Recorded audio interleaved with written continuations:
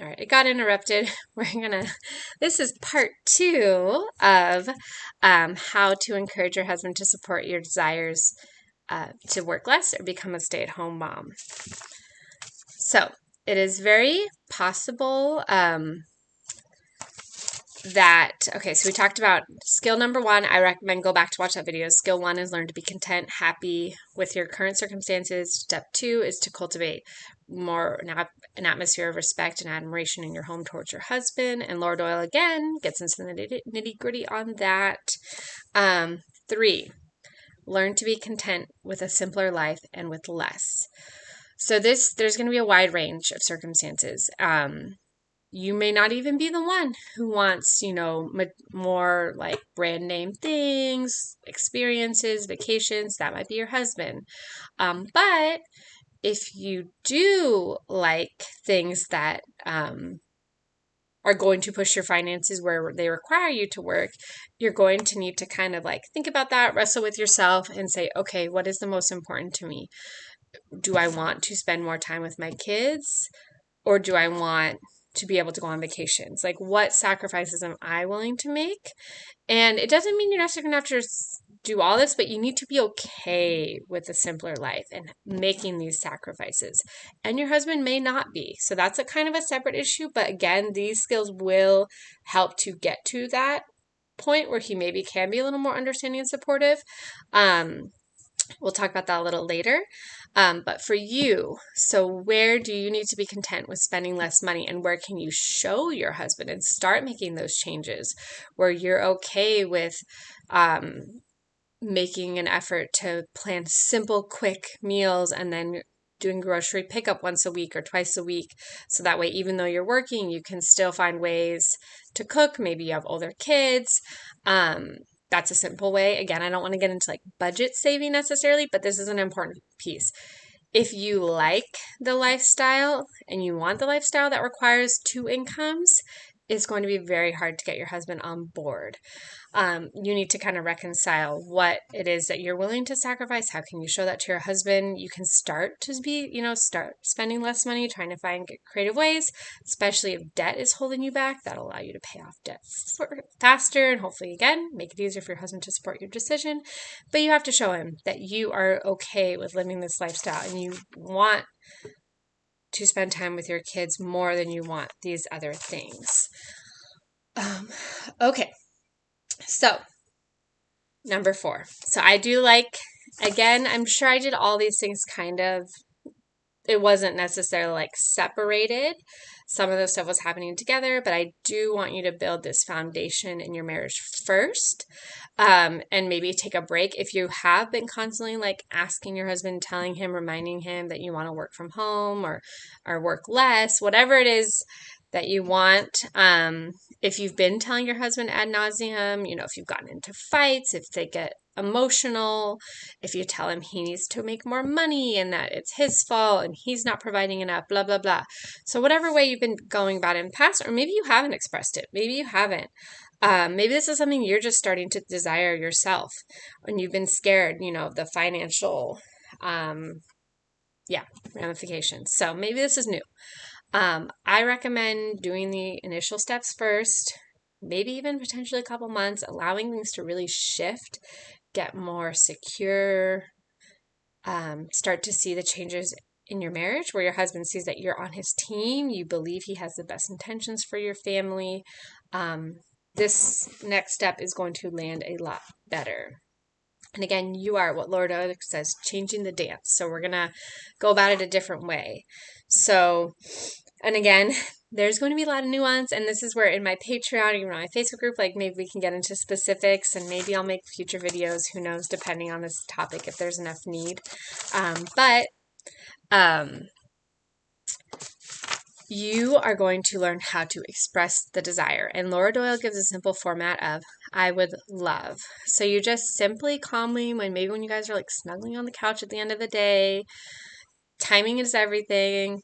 You want to pick a time when you're both relaxed, comfortable, not when you're stressed out at the end of your rope. I made that mistake before. When you come off really whiny and like, no, just be like, hey, I've been thinking about it and I would really love So you think about this ahead of time, whatever you're asking for. I would love to only work 2 days a week. I would love to eventually be a stay-at-home mom. Whatever it is that your heart desire, you express that. And it's not like you're asking for it today. It's just a desire you're expressing. And then with Lord Oil, there's no expectation attached. So you do kind of put it out there so your husband knows your desire. And then, depending on how he reacts, so he might be like, heck no, there's no way.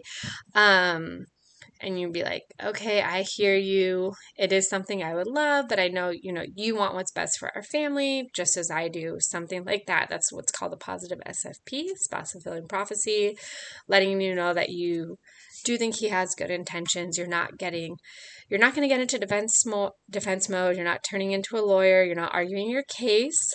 You're just sticking with your desires, honoring your desires, and then saying like, I would love to work towards it someday. Something like that. So it leaves it open. It's not a now or never kind of situation. And then he might give you action items and be like, hey, but you like to go shopping every week and you like to do this. So that's where that part might come on your paper where you need to be like, yes, I really do need to control my spending if I'm going to make this a priority. So there might be things on your paper that, you are in control of. And you could also express a desire for a less stressful job. That will allow you to have more home work-life balance if that is the interim. Spoiler alert, I'll get to my story, but we did have to move states to make this happen for us. And that is something, so it's a challenge. It's a big thing. It's no small thing to make that transition. So it might take a while, but even just knowing that your desire is out there, and if you can change the dance where the conversation isn't quite as contentious, and if your husband maybe even just softens a little and is like maybe entertaining the idea when before he's been like adamantly not, like that's a win. And we want to look for these small wins, but with time, hopefully, you can get to the point where he is on board with you staying home or working part-time, whatever it is. But again, in the meantime, we're learning how to be content, happy with our situation. And there is some freedom in that because you no longer feel a victim to your circumstances, and you maybe can let go of some resentment towards your husband, especially if he is like, okay, maybe we can work towards this. We might have to do this. It might take a while. Hopefully, he's on board with you working less, but he has to see the benefits. He has to see that you will actually be happier at home and that you'll be grateful and appreciative towards him for taking on this burden, that you will see it that way. That's why it's a whole process. Okay. So, also I recommend using this time to acquire skills that will help in your transition. Do you need to get better at cooking, meal planning?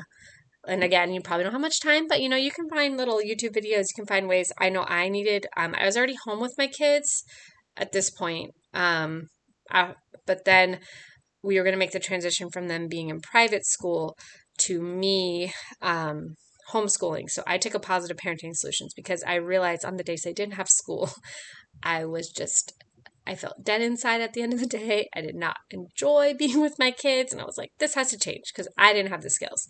So I took positive parenting solutions course and that really helped me a lot. So what do you need to make, and again, the skills from Lord Oil and Powered Wife Skills, those help me too.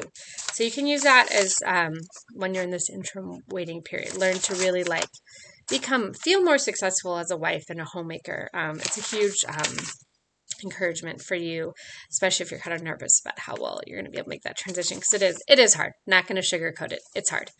Okay, so June 2020, I start reading The Surrendered Wife, pregnant with my third child, working.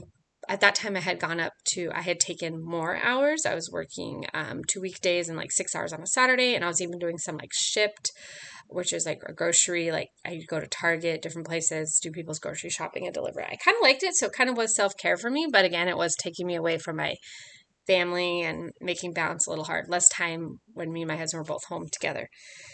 Anyways, so my husband, again, I talked about it just financially wasn't possible. We couldn't find a way to make it work at that point.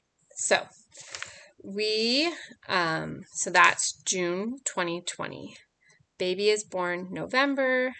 December 2020, we visit my sister in a lower cost of living state, and we start to think, okay, maybe this summer we'll consider looking into selling our house, moving, and making the transition so that I could be home with our kids. But we weren't ready to jump in. We were just considering it.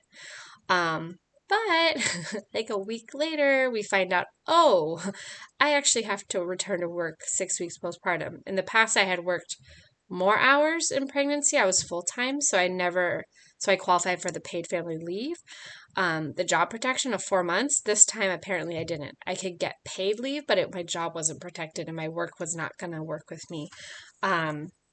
So that was a shock. And I am so glad I had been using the skills for 6 months at that point, because my husband was able to take that giant leap with me. Like we were not prepared. It was like, okay, I'm quitting my job. We are going to have to sell our house and we are going to move, all in this early postpartum phase. So my husband took his paid leave that he got mostly, and he was painting, getting our house ready to sell. So it was still a stressful time. We lived with my parents for a couple months before we finally moved. Took him a while to find a new job. It was challenging, but I'm thankful I had the skills. But the point is that he was able to be on board and support me. And honestly, he was my hero for doing that. But I was thrown into this. I was preparing to go back to work. So all of a sudden, I'm going to be home with my kids. It's something that I did want, but it was kind of thrown at us. But I'm so glad that I had the skills to help us make that transition. I don't know what, I think it was going to happen because we were realizing that we couldn't depend on family to raise our kids, obviously, forever. And just with more kids and everything, we did want me to be home at that point. It just didn't seem possible. So all that to say that was 4.5 years ago. Again, that was a kind of a rough transition, and I was definitely not perfect. I was not super well versed in the skills, and I was in a community of support, but I was still, definitely figuring out a lot of things. But again, I don't know how that would have gone without the skills. So I'm so grateful for that. So I cannot recommend reading The Empowered Wife and getting in a community with other women so you can kind of like troubleshoot and learn how to apply these skills to your situation and just encourage each other. So 4.5 years have gone on. I am now pregnant with our 5th child. This is, I think, our 3rd year homeschooling. And again, is every day easy? No. Am I handling it way better than I did in the past? Yes. Do I find so much more joy and contentment? Yes. Am I able to handle challenges a lot better? Yes. Can I backslide in the skills a bit? Yes. And I have to kind of get back on track, and that's where community and support is important. Yes. So, and I would say, I think it was probably like 2 years into me being home with the kids where I was happier. And because I was embracing full-time being homemaker, what I like to do is I prioritize my rest midday when it's nap time. And then in the evening, I'm able to make sure that I'm kind of like handling dinner. My husband does help, with stuff like he will help like bedtime, and he will help with dishes, especially now pregnancy, if it's like getting overwhelming for me. But I really do try to like take care of most of that. He definitely comes in, like I do a lot of the big things, like, or the like kitchen and stuff, and he comes in like gets like all the little like minor things he notices to clean, which I receive graciously. In the past, I would get like stressed out by that, like, oh no, is he getting upset with me? Anyways, though, but I've really taken on, like, I want him to be able to come home and relax a bit and not be like, I need his help, because I can have time in my day where I relax. I can get my kids more involved in helping with stuff. There's a lot of things I can do. So he benefits, and he does help me quite a bit. Because again, pregnant with my 5th, it's a little chaotic. He is great. And especially now that I'm much more appreciative, less complaining. Do I still slip into that occasionally? Yes. I'm not perfect. Progress, not perfection. But I am accountable, and I have a group of women that we hold each other accountable, which is great. But my husband has reaped the benefits. I'm much more enjoyable, and I like to spend more time with him. I have more affection towards him, because I'm able to balance things a little bit better. And I've just embraced like that this is my role. And he is the main provider. And yes, like I said, he does help me out a bit. And I totally appreciate that. I just don't depend on it and I don't get resentful when he's just exhausted and he just needs to sit on the couch and relax. And I'm happy for him and I'm happy that I can provide that for him. So we've seen the benefits and he sees the benefits of my kids being with me all the time and having consistent, parenting and consistent rules and everything, homeschooling, all that. So about 2 years into our transition, he told me not to even bother renewing my IBCLC license. And honestly, so I love my job, but when I stopped working and I was just able to fully embrace being a mom and with my kids and everything, I realized oh, this is my purpose. And then I love this. I love supporting women in their marriage. So this is kind of my little outlet to the world. But my husband got to see the benefits. Yeah, it just benefited our whole family. So he was ready to be yes, I am permanently taking on the sole provider role. We're not looking back. And I still have so much admiration for him. And I was totally okay with it too. If I had decided to pursue, I'm sure he would have been okay with that. But I was just totally okay with leaving that behind. I felt more called to support women in marriage anyways, even though I love nutrition and lactation. And of course, I still help women informally. But yes, so the skills have made this way more successful. And again, they did help me in that interim period where I was still working.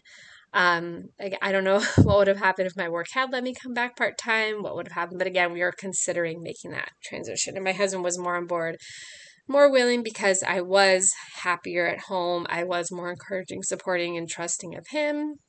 And there's a lot more to this topic, but I hope this has been helpful for you. And you might be in this process. I know a lot of women who have read the book are still working and in this process, but I hope this is helpful for you.